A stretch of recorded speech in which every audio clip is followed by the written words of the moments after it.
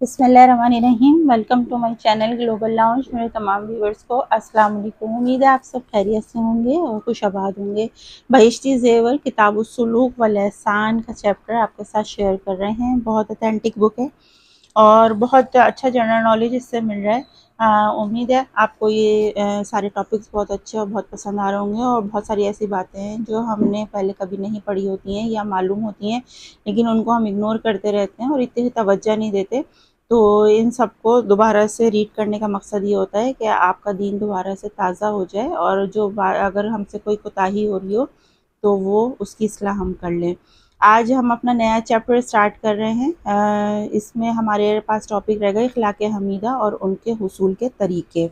یہ ہمارا ٹاپک رہے گا۔ اس میں توبہ اور خوف خدا، اس سے ریلیٹڈ سارے ہم ٹاپک جو ہیں وہ آپ کے ساتھ شیئر کریں گے۔ توبہ اور اس کا طریقہ کیا ہے؟ توبہ ایسی چیز ہے، اس سے سب گناہ معاف ہو جاتے ہیں۔ جو شخص اپنی حالت میں غور کرے گا، اسے محسوس ہوگا کہ ہر وقت کوئی نہ کوئی گناہ ہو ہی جاتا ہے۔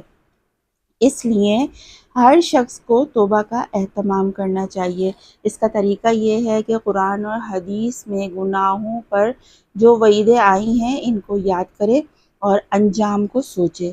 اس سے گناہ ہونے پر دل دکھے گا، اس وقت چاہے زبان سے بھی توبہ کرے، اور جو نماز روزہ وغیرہ فوت ہوئے ہیں ان کی قضا ادا کر لے۔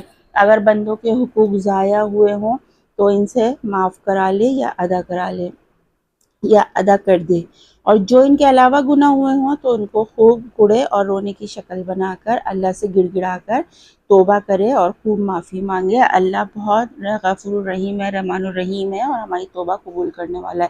اس لیے جب تک آپ کی زندگی ہے، توبہ کا دروازہ ہمیشہ کھلا ہے۔ کوشش کیجئے اگر کوئی غلطی اور کوتاہی ہو گئی ہو تو توبہ کر لیجئے، اور فوراً کیجئے اور کرتے رہیے۔ خوف خدا اور اس کا طریقہ۔ اللہ تعالیٰ نے اپنے بندوں کو حکم فرمایا کہ مجھ سے ڈرو۔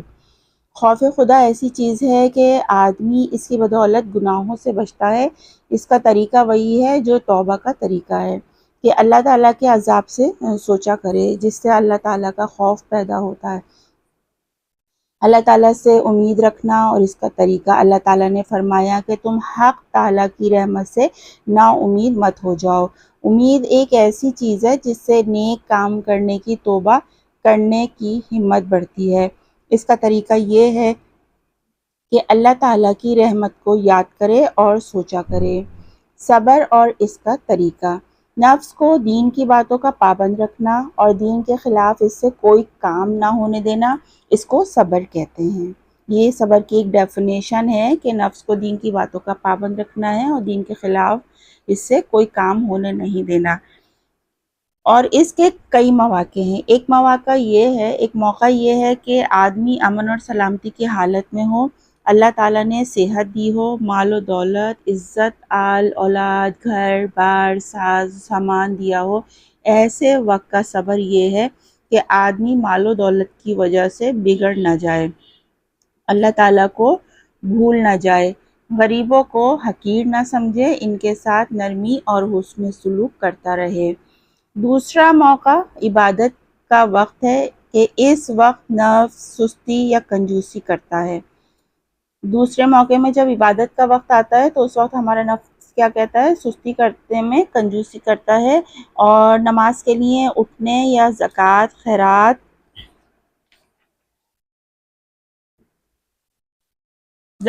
خیرات میں ایسے موقع پر 3 طرح کے صبر درکار ہیں۔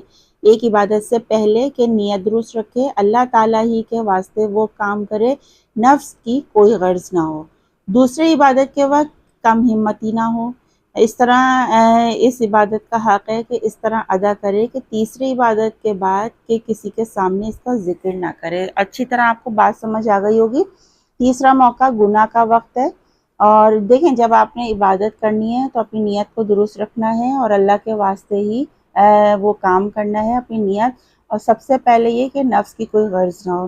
دوسرا یہ کہ عبادت کے وقت کم ہمتی کا مظاہرہ نہیں کرنا ہے، جیسی اذان ہو یا آپ نماز کے لیے قرآن پڑھنے کے لیے اگر سوچ رہے ہیں تو آپ نے کم ہمتی نہیں کرنی، بلکہ فوراً سے اٹھ کھڑے ہونا اور شیطان کو مات دینی ہے۔ جس طرح اس عبادت کا حق ہے اسی طرح اس کو ادا کریں۔ اچھا، تیسرا موقع گناہ کا وقت ہے۔ اس وقت کا صبر یہ ہے کہ نفس کو گناہ سے روکے۔ چوتھا موقع وہ وقت ہے کہ جب اس شخص کو کوئی مخلوق تکلیف پہنچائے اور بلا بھلا کہ اس وقت کا صبر یہ ہے کہ بدلہ نہ لے، خاموش ہو جائے۔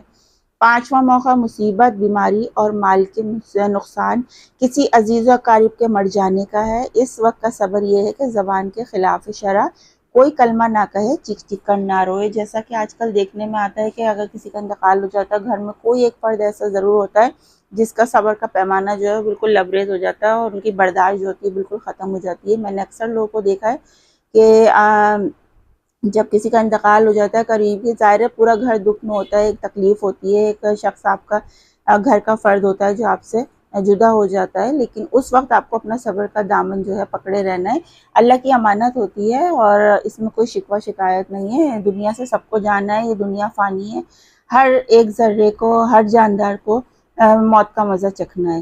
تو اس لیے اس میں ایسے اس وقت میں بین کرنا اور برے الفاظ منہ سے نکالنا اور چیخ پکار کر کے رونے میں، اس میں یہ خطرہ ہوتا ہے کہ آپ کے منہ سے کوئی ایسا کلمہ نہ نکل جائے جو ایک تو قبولیت وقت کی گھڑی ہو کہ وہ قبول ہی نہ ہو جائے، اور دوسرا یہ کہ اللہ کو ناراض کرنے والی بات نہ کرے۔ تو اس کا خیال ضرور رکھیں۔ صبر کے حصول کا طریقہ یہ ہے کہ ان سب مواقع میں صبر کے ثواب کو یاد کریں اور یہ سوچے کہ بے صبری کرنے سے تقدیر نہیں ٹلتی، تو پھر صبر کا ثواب کیوں ضائع کیا جائے۔ شکر اور اس کا طریقہ، اللہ تعالیٰ کی نعمتوں سے خوش ہو کر اس کی محبت دل میں پیدا ہونا، اس محبت سے یہ شوق ہونا کہ جب اللہ تعالیٰ ہمیں ایسی نعمتیں عطا کرے تو اس کی خوب عبادت کی جائے، اور ایسی نعمت دینے والے کی نافرمانی بڑی بے مروتی ہے۔ یہ خلاصہ ہے شکر کا۔ ظاہر ہے کہ جب بندے پر ہر وقت اللہ تعالیٰ کی ہزاروں نعمتیں ہیں، اگر کوئی مصیبت بھی تو ہے تو اس میں بندے کا فائدہ ہی ہے، اس لیے کہ وہ بھی ایک نعمت ہے۔ جس وقت جب ہر وقت اللہ تعالیٰ کی طرف سے نعمت ہی نعمت درکار رہے گی تو پھر ہر وقت دل میں یہ خواہش اور محبت رہنی چاہیے کہ کبھی اللہ تعالیٰ کے حکم بجا لانے میں کوتاہی نہیں کرنی چاہیے۔ تو اس میں یہ کہ جب کوتاہی نہیں کریں گے، شکر کا طریقہ یہ ہے کہ اللہ کی نعمتوں کو یاد کیا جائے اور ان کو خوب سوچا جائے۔ اور کیونکہ اگر آپ کی طرف مصیبت بھی آتی ہے تو وہ ہمارے لیے کوئی عذاب نہیں ہوتا، بلکہ اللہ کی طرف سے آزمائش ہوتی ہے۔ اللہ تعالیٰ اپنے نیک بندوں کو آزمائش میں ڈال کے اپنی محبت کا ایک امتحان لیتا ہے اور صبر شکر کا ایک امتحان ہوتا ہے۔ تو اس پہ آپ نے ثابت قدم رہنا ہے۔ توکل اور اس کا طریقہ، یہ ہر مسلمان کو معلوم ہے کہ اللہ تعالیٰ کے ارادے کے بغیر نہ کوئی نفع حاصل ہوتا ہے نہ کوئی نقصان پہنچا سکتا ہے، اس لیے انسان پر لازم ہے کہ کسی بھی کام میں اپنی تدبیر پر بھروسہ نہ کرے، یعنی تدبیر کرے، کیونکہ تدبیر کرنا اللہ پاک کا حکم ہے، مگر اس کو مستقل نہ سمجھے، بلکہ یہ یقین رکھے کہ کام پورا ہونا اللہ تعالیٰ کے قبضے میں ہے۔ اگر وہ چاہے تو تدبیر اثر کرے گی ورنہ نہیں کرے گی۔ نظر اللہ تعالیٰ پر رکھے اور کسی مخلوق سے زیادہ امید نہ رکھے۔ اللہ سے اچھی امید رکھیں، لوگوں سے امید نہ رکھیں، نہ کسی سے زیادہ ڈرے۔ یہ سمجھ لے کہ اللہ تعالیٰ کے ارادے کے بغیر کوئی کچھ نہیں کر سکتا، اس کو بھروسہ اور توکل کہتے ہیں۔ اس کا طریقہ یہی ہے کہ اللہ تعالیٰ کی قدرت اور حکمت کو مخلوق کے محتاج ہونے کی خوب سوچے اور یاد کرے۔ تو ہمیشہ اللہ کا صبر شکر کرنا ہے اور توکل کرنا ہے، توکل پر رہنا ہے، اور جو بھی کچھ ہے اللہ سے مانگنا ہے، اللہ کی طرف نظر رکھنی ہے اور اللہ کی ذات سے مایوس نہیں ہونا ہے۔ اللہ تعالیٰ بہت دینے والا ہے اور ہر کام اسی کی مرضی سے ہوتا ہے، اور ضرور ہے کہ یہ ضروری ہے کہ یہ سوچ لیں اچھی طرح کہ اگر کوئی آزمائش بھی ہے تو آگے اللہ نے ہمارے لیے بہت اچھے انعامات رکھے ہیں اور اچھا وقت رکھا ہے، اسی لیے یہ آزمائش ہم پر ہے۔ امید ہے آج کا ٹاپک آپ کو اچھے سے سمجھ آ گیا ہوگا۔ تو بہت زبردست ٹاپکس ہیں اور آگے بہت اچھی انٹرسٹنگ ویڈیو ہونے والی ہیں، ویڈیو کے ساتھ رہیے گا۔ نیکسٹ ویڈیو میں آپ سے ملتے ہیں، جب تک اپنا بہت سا خیال رکھیں۔ سائمہ خان کو اجازت دیجیے، اللہ حافظ۔